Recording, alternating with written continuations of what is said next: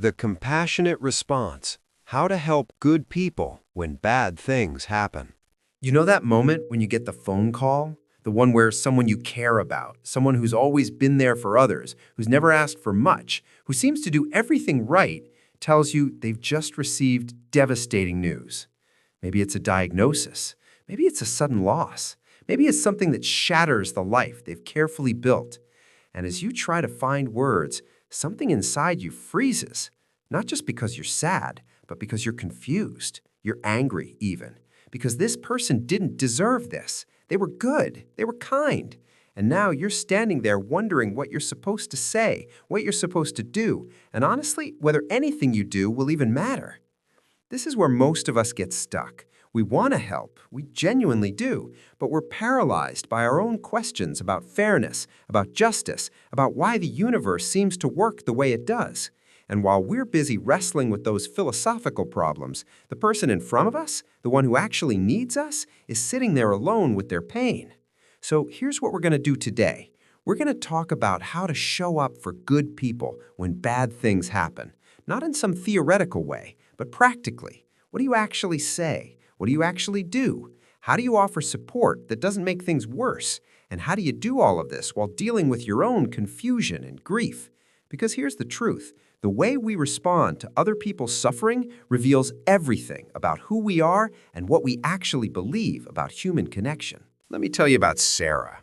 Sarah was the person in our community everyone relied on. She volunteered at the food bank. She checked on elderly neighbors. She was raising 3 kids mostly on her own while working full-time, and somehow she still found time to be present for friends going through hard times. Then one day, she collapsed at work. The diagnosis came back fast: advanced cancer. Suddenly, Sarah was the one who needed help. And you know what happened? Most people disappeared. Not because they didn't care, but because they didn't know what to do. They were so caught up in their own discomfort, so paralyzed by the unfairness of it all, that they did nothing. The few people who did show up, they made all the difference. Not because they had answers, but because they understood something crucial about what it means to be human in the face of suffering. So let's start at the very beginning, with the question that's probably running through your mind right now. Why does this even happen? Why do good people suffer? And more importantly, why does understanding this question matter when what we really need to know is how to help? Here's the thing. You cannot show up effectively for someone in pain if you're secretly resentful about the fact that they're in pain. You cannot offer genuine compassion if part of you is busy being angry at the universe for being unfair. Your unresolved feelings about why suffering exists will leak into every interaction you have with people who are suffering. They'll sense your discomfort, your confusion, your unspoken judgment, even if you think you're hiding it well. So we need to address this head-on, not as an intellectual exercise, but as the foundation for everything else we're going to talk about. Let's talk about fairness.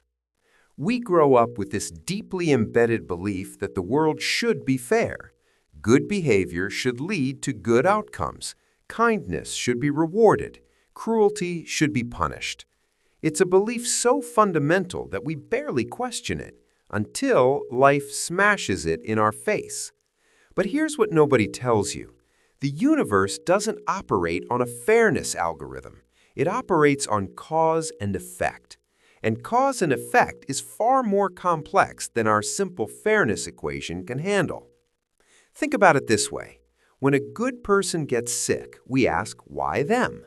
But we're asking the wrong question.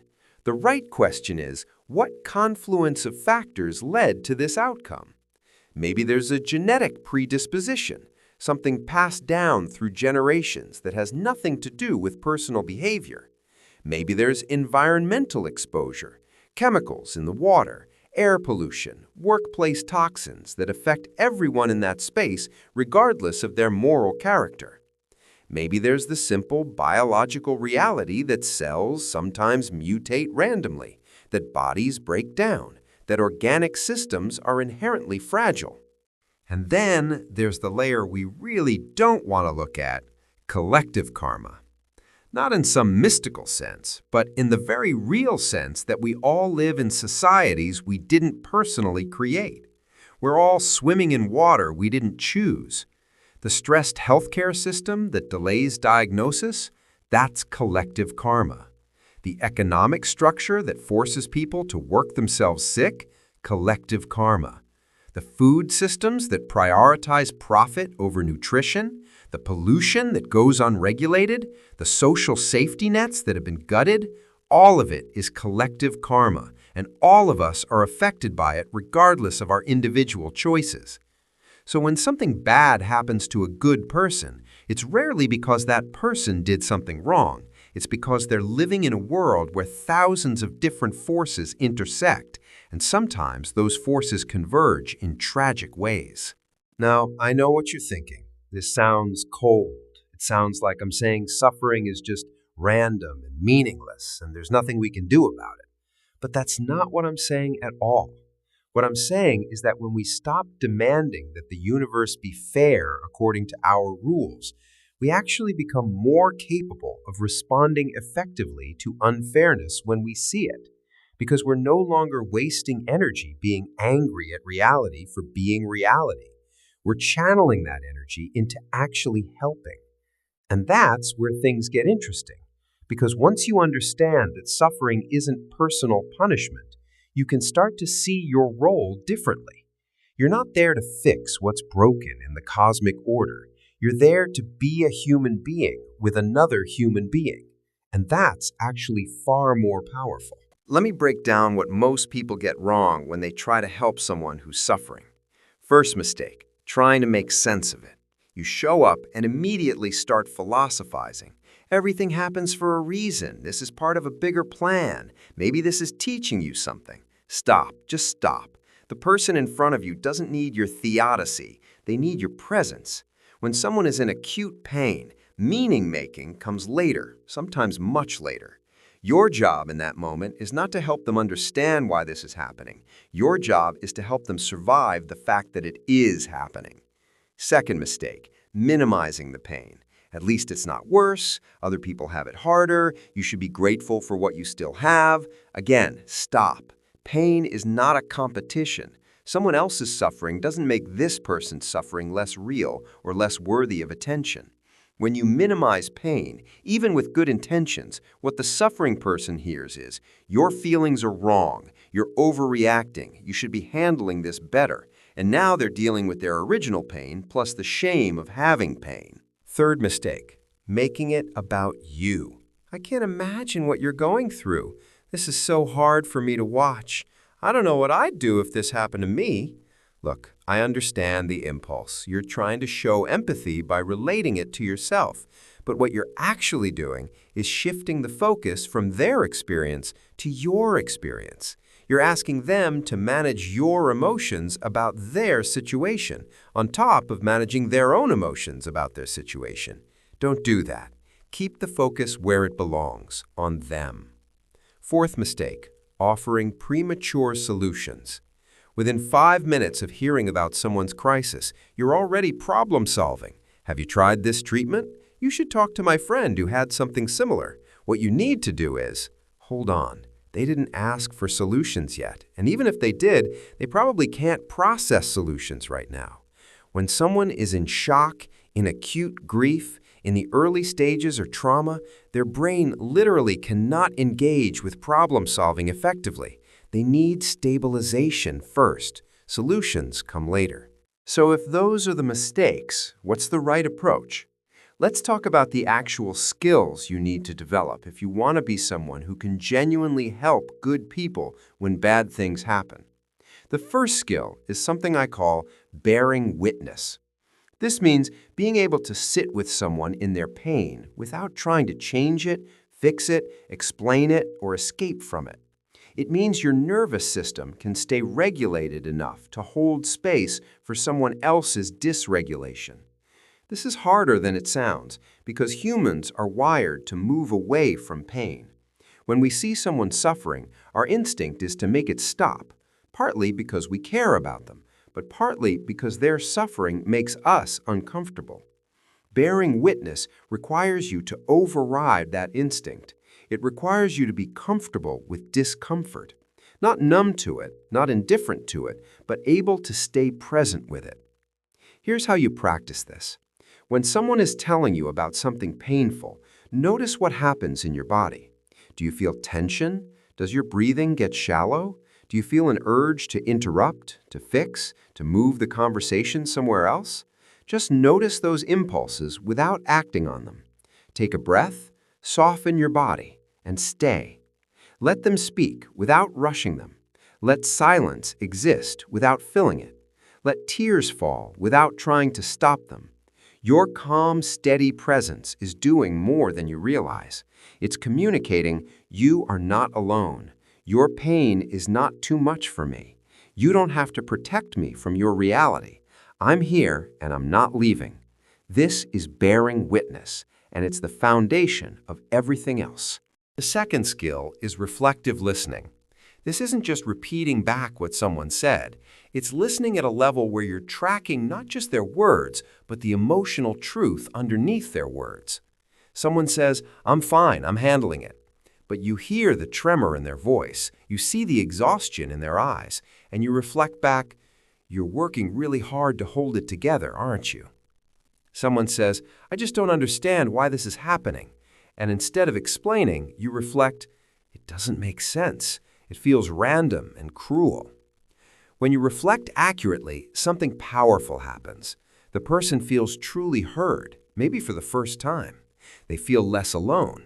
And often, once they feel heard, they can go deeper into what they're actually experiencing. Reflective listening creates safety, and safety creates the conditions for healing. The third skill is knowing when to speak and when to stay silent. There are moments when words help, and moments when words harm. Early in a crisis, especially in the first hours or days after devastating news, less is more. Your physical presence matters more than what you say. Sitting beside someone in silence can be more powerful than any statement. But as time goes on, words become more important. Not explanations, but expressions of care. "I love you. I'm thinking about you. You're not alone. I'm here for whatever you need." Simple, clear, honest. No cliches, no silver linings, no pressure to be positive, just human truth. And here's a phrase that's almost always helpful. "I don't have words for how much this hurts, but I'm here with you in it." That's it. You're acknowledging the magnitude of the pain while affirming your commitment to stay. Now let's talk about practical support, because presence is essential, but it's not everything. Good people who are going through bad things need actual, tangible help. But here's where most people mess this up, too. They say, "Let me know if you need anything," and then they wait. And the person who's suffering doesn't reach out because they don't know what they need, or they feel like they're burdening you, or they don't have the energy to make requests. So here's the better approach. Don't ask what they need. Offer something specific. "I'm going to drop off dinner on Tuesday. Do you prefer vegetarian or are you okay with chicken? I'm running errands Thursday morning. I can pick up groceries for you. Text me a list. I'd like to help with rides to appointments. I'm available Monday and Wednesday afternoons. Which works better?" See the difference? You're not making them do the emotional labor of figuring out what they need and asking for it. You're offering concrete options they can simply say yes or no to. And here's the key. Follow through. If you say you're going to do something, do it. Reliability matters more than grand gestures when someone's world is falling apart. They need to know that at least some things are stable and predictable. You showing up when you said you would, doing what you said you'd do, that's medicine. It's proof that not everything is chaos. Now, different people need different kinds of support at different times. Some need practical help: meals, childcare, cleaning, transportation, managing logistics. Some need emotional support: someone to talk to, someone to cry with, someone to sit with them in the waiting room. Some need advocacy: someone to navigate medical systems, deal with insurance companies, communicate with employers. Some need respite: someone to take over for a few hours so they can rest. Your job is to pay attention to what this particular person needs and offer help that actually matches their reality. Let me tell you about Marcus. When Marcus's wife died suddenly, people brought casseroles, lots of casseroles. His freezer was full. You know what nobody did? Nobody helped him figure out how to talk to his 8-year-old daughter about death. Nobody sat with him at 2 in the morning when he couldn't sleep. Nobody helped him sort through the mountain of paperwork that comes with a sudden death. The casseroles were kind, but they weren't what he actually needed most. So pay attention. Ask specific questions. Are people helping with meals? Do you have someone to talk to? Is anyone helping with the administrative stuff? How are you sleeping? What's the hardest part of each day? Listen to the answers and respond to what you actually hear, not to what you assume. Now let's address something crucial: how to sustain support over time. Here's what typically happens. When bad news first hits, there's an explosion of support. Cards, messages, flowers, offers of help. It's overwhelming, actually. And then, after a few weeks, it drops off dramatically. People move on with their lives. They assume the crisis is over or that the person is handling it now. But the reality is that most difficult situations are not short-term. Cancer treatment lasts months. Grief lasts years. Chronic illness is chronic. Rebuilding after loss takes time. And the truth is, week 6 is often harder than week 1. By week 6, the shock has worn off and the reality has set in. The adrenaline is gone. The exhaustion is overwhelming. And that's when people often feel most alone. So if you really want to help, mark your calendar. Set reminders to check in, weeks later, months later. Show up for the long haul, not just the crisis moment. Here's what that looks like practically. In the first week, you bring a meal. In week 3, you send a text, thinking of you today. No need to respond. In month 2, you show up with coffee and ask how they're really doing. In month 6, you remember the anniversary of the bad news and acknowledge it. I know it's been 6 months since the diagnosis. Just wanted you to know I'm still here. This kind of sustained attention is rare. Most people can't maintain it because they're not actually tracking the timeline of someone else's suffering. They're just responding to their own feelings in the moment. But if you want to be genuinely helpful, you have to be intentional. You have to remember. You have to keep showing up even when it's not fresh news anymore. Let's talk about what to do when you don't know what to do, because that's going to happen. Someone you care about is going through something you've never experienced and cannot fully understand. You feel helpless. You feel inadequate. You're worried about saying or doing the wrong thing. First, that feeling is okay. It's appropriate, actually. You should feel uncertain because you are dealing with something uncertain. The mistake is letting that uncertainty paralyze you into inaction. Here's the thing. Doing something imperfectly is almost always better than doing nothing at all. Showing up awkwardly is better than not showing up. Saying, "I don't know what to say, but I'm here," is better than saying nothing. The person who's suffering doesn't need you to be perfect. They need you to be present. Second, be honest about your limitations. If you can't handle hospitals, say so.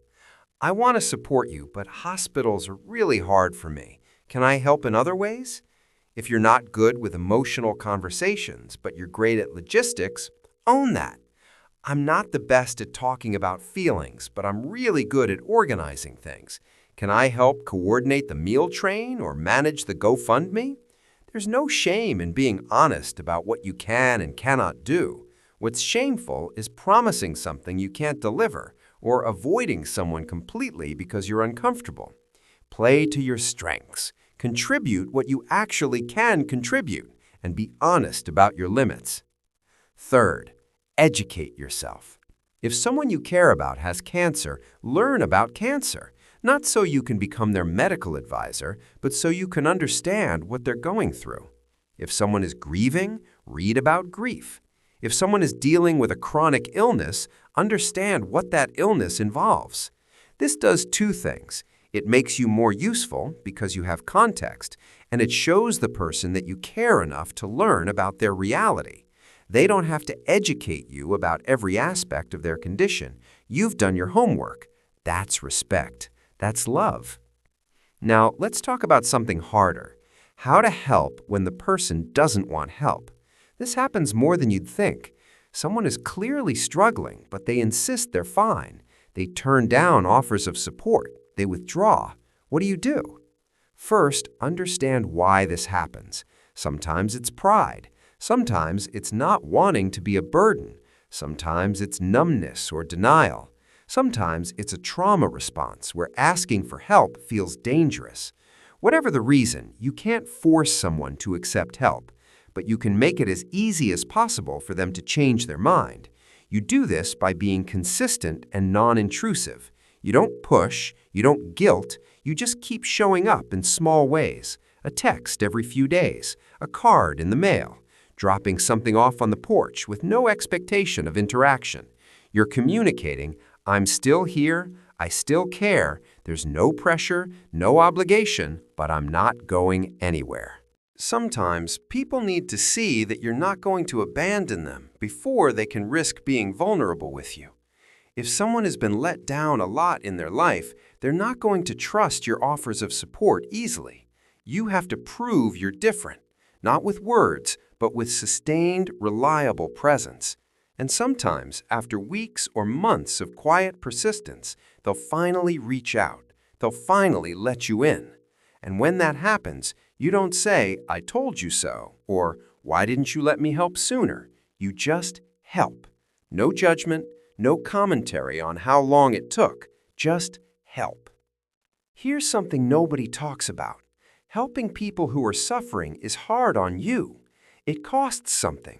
Emotionally, mentally, sometimes physically. You're absorbing some of their pain.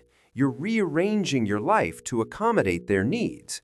You're carrying the weight of knowing someone you love is hurting and you can't make it stop. This is real, and if you don't acknowledge it and address it, you will burn out. You will start to resent the person you're helping. You will become less effective. So you have to take care of yourself, not in a selfish way, but in a sustainable way. This means having your own support system. You need people you can talk to about how hard this is, not to gossip about the person's situation, but to process your own feelings about it. You need boundaries. You need to know what you can sustainably give and what's beyond your capacity, and you need to check in with yourself regularly. Am I okay? Am I depleted? Do I need to adjust something? It's okay to say, I need to take a break for a day and recharge. It's okay to say, I can help with this, but not with that. It's okay to tap out temporarily and tag someone else in. The person you're helping needs you to be sustainable, not martyred. They don't benefit from you burning out on their behalf. In fact, that often makes things worse because now they feel guilty about your exhaustion. So take care of yourself, not instead of helping them, but so that you can help them. Let's talk about hope, because this is where things get really delicate. When someone is going through something terrible, they're oscillating between hope and despair. Some days they believe things will get better. Some days they don't. Your job is not to force them to be hopeful. Your job is not to be relentlessly positive. That's actually cruel.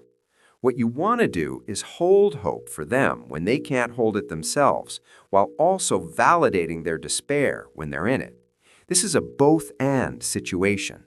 When they say, I don't think I can do this, you don't say, of course you can.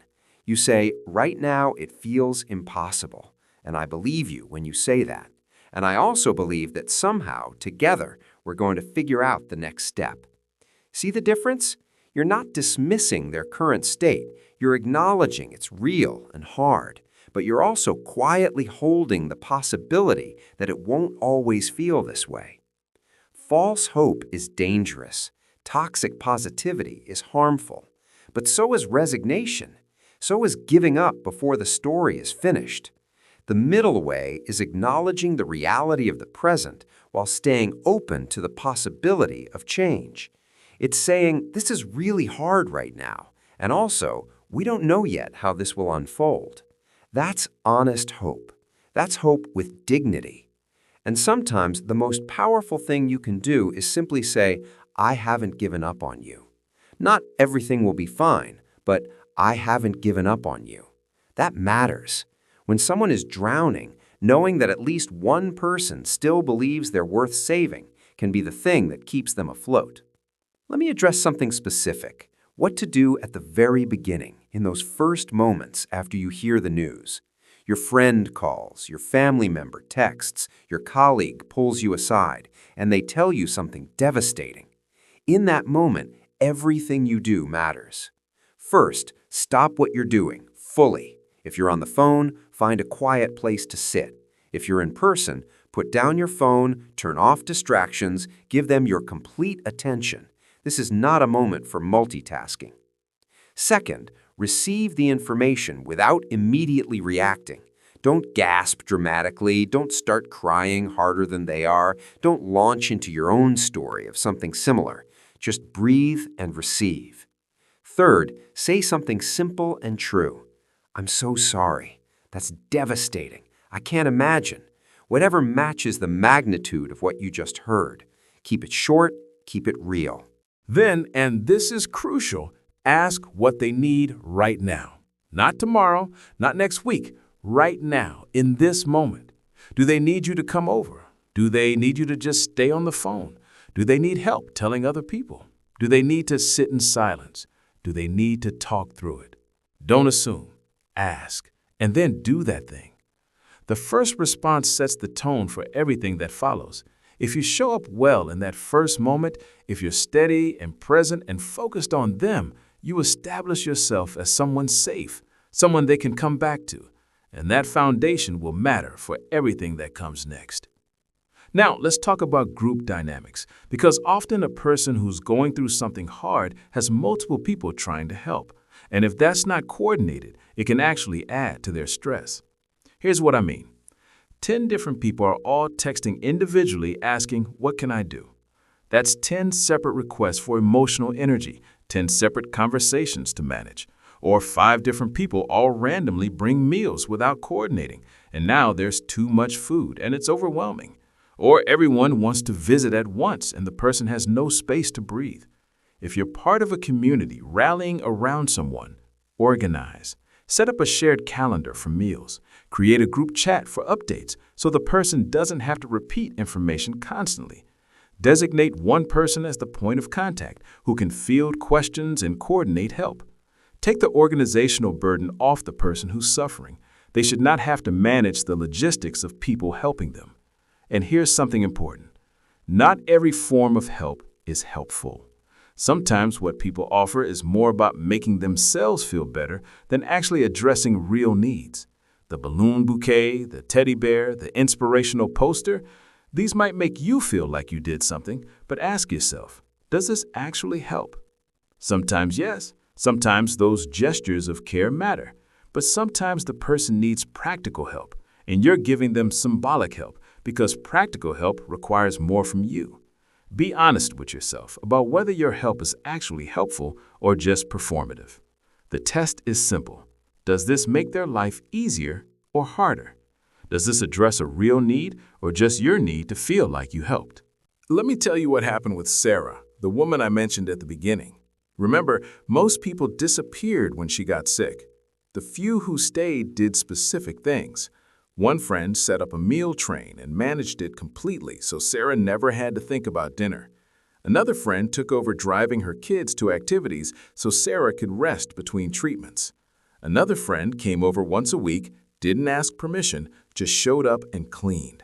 Bathroom, kitchen, whatever needed doing. Another friend handled communication, sending updates to the wider community so Sarah didn't have to. And one friend, her closest friend, just came and sat with her, especially on the hard days, especially when Sarah needed to cry or rage or just exist without pretending to be okay. These 5 people carried Sarah through the hardest year of her life, not because they had profound wisdom, but because they showed up consistently with tangible help. Sarah survived. She's in remission now. And you know what she says? She says those friendships taught her more about love than anything else in her life. Not the abstract idea of love, but love as action, love as presence, love as showing up even when it's uncomfortable, inconvenient, or unclear. She says she learned who she could count on, and that knowledge changed her understanding of human connection fundamentally. The crisis didn't just reveal which relationships were strong, it revealed which people were willing to grow their capacity to love.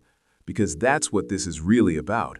When you show up for someone in their worst moment, you're not just helping them, you're becoming someone capable of bearing witness to pain. You're developing your capacity for compassion. You're learning that love is not a feeling, it's a practice. So, let's come back to the question we started with. Why do bad things happen to good people? By now, you understand that the question itself is based on a flawed premise. The universe doesn't sort people into good and bad and distribute suffering accordingly. Life is more complex than that. Causes and conditions intersect in ways we can't always predict or control. Randomness exists. Injustice exists. Systems are broken. Bodies are fragile. And all of us, regardless of how good we are, exist in this reality. But here's what I want you to hear. The fact that bad things happen to good people is not an argument for despair. It's not proof that nothing matters or that we're alone in an indifferent universe. It's actually an invitation to be the good thing that happens. You can't control whether someone gets sick. You can't prevent loss. You can't make the world fair. But you can show up. You can help. You can be present. You can love someone through the worst moment of their life. And in doing so, you become proof that even when bad things happen, we don't have to face them alone. The question is not, why do bad things happen to good people? The question is, what kind of person will I be when bad things happen? Will you be someone who disappears because you're uncomfortable? Or will you be someone who shows up even when you don't know what to say? Will you be someone who offers empty platitudes? Or will you be someone who offers real, tangible support? Will you be someone who helps for a week and then moves on? Or will you be someone who stays for the long haul? These are the questions that actually matter, because the suffering is going to happen whether we understand it or not. But how we respond to suffering, that's where our humanity lives. That's where meaning gets made. Not in explaining why pain exists, but in refusing to let people suffer alone. Let me leave you with this. Right now, there's probably someone in your life who's going through something hard. Maybe you've been meaning to reach out, but you haven't because you don't know what to say. Maybe you sent one text weeks ago and haven't followed up. Maybe you've been avoiding them because their pain makes you uncomfortable. I want you to do something today. Not tomorrow, not when you figure out the perfect thing to say. Today. Send a message, make a call, show up. It doesn't have to be profound, it just has to be real. I've been thinking about you. I don't know what to say, but I care. I'm here if you need anything. And then follow through.